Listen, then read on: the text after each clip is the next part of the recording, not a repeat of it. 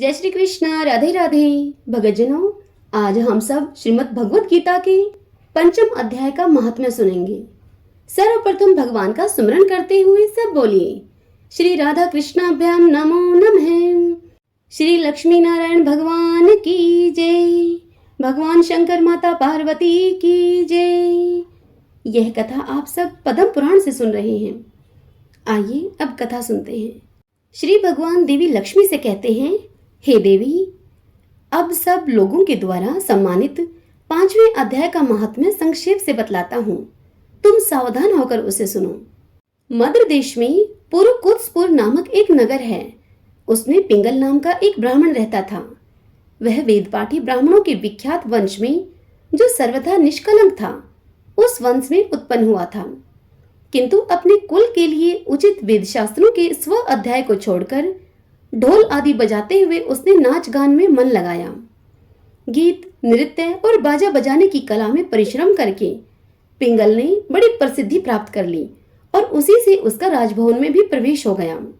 अब तो वह राजा के साथ रहने लगा और पराई स्त्रियों को बुला बुलाकर उनका उपभोग करने लगा। स्त्रियों के सिवा और कहीं भी उसका मन नहीं लगता था।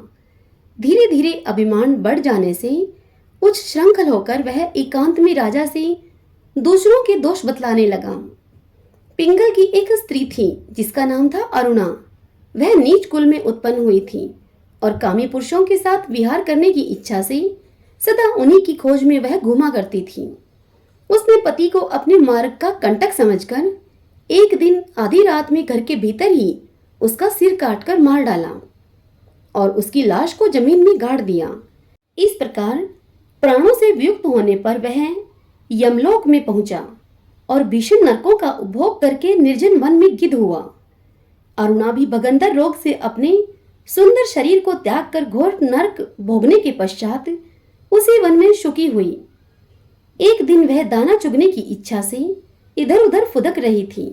इतने में ही उस गिद्ध ने पूर्व जन्म के वैर का स्मरण करके उसे अपने तीखे नखों से फाड़ डाला। शुकी घायल होकर पानी से भरी हुई मनुष्य की खोपड़ी में गिरी।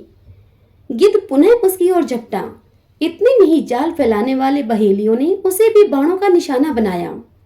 उसके पूर्व जन्म की पत्नी शुकी उस खोपड़ी के जल में डूबकर अपने प्राण त्याग चुकी थी। फिर वह क्रूर पक्षी भी उसी में गिरकर डूब गया। तब यमराज के दूत उन दोनों को यमराज के लोक में लेकर गए। वहां अपने पूर्वकृत पाप कर्मों को याद करके दोनों ही भयभीत हो रहे थे।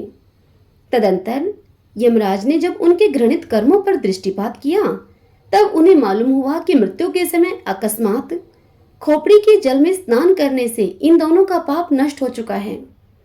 तब इन्होंने उन दोनों को मनोवांछित लोक में जाने की आज्ञा दी। यह सुनकर अपने पाप को याद करते हुए वे दोनों बड़े विस्मय में पड़े और पास जाकर धर्मराज के चरणों में प्रणाम करके उनसे पूछने लगे, हे भगवान, हम दोनों ने पूर्व जन्म में अत्यंत घृणित पाप का संचय किया है। फिर हमें मनोवांछित लोकों में भेजने का क्या कारण है, बताइए प्रभु। तब यमराज ने उनसे कहा, गंगा के किनारे वट नामक एक उत्तम ब्रह्मज्ञानी रहते थे। वे एकांत से भी ममता रहित, शांत, विरक्त और किसी से भी द्वेष न रखने वाले थे। प्रतिदिन गीता के 5वें अध्याय का जप करना उनका सदा का नियम था। 5वें अध्याय को श्रवण कर लेने पर महापापी पुरुष भी सनातन ब्रह्मा का ज्ञान प्राप्त कर लेता है। उसी पुण्य के प्रभाव से शुद्ध चित्त होकर उन्होंने अपने शरीर का परित्याग किया था।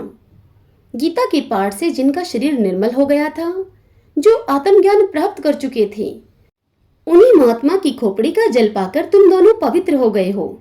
अतः अब तुम दोनों मनोवांछित लोकों को जाओ, क्योंकि गीता के 5वें अध्याय के महात्म्य से तुम दोनों शुद्ध हो गए हो।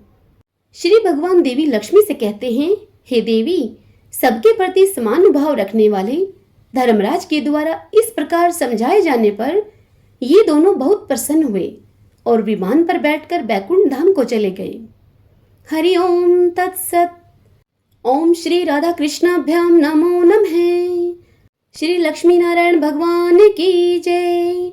भगवान शंकर माता पार्वती की जय।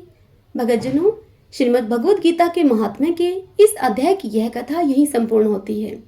इससे आगे की कथा हम कल अगले अध्याय में सुनेंगे। यदि यह कथा आपको पसंद आ रही है तो आप वीडियो को लाइक करें और कमेंट बॉक्स में जय श्री कृष्णा राधे राधे लिखें। जय श्री कृष्णा राधे राधे।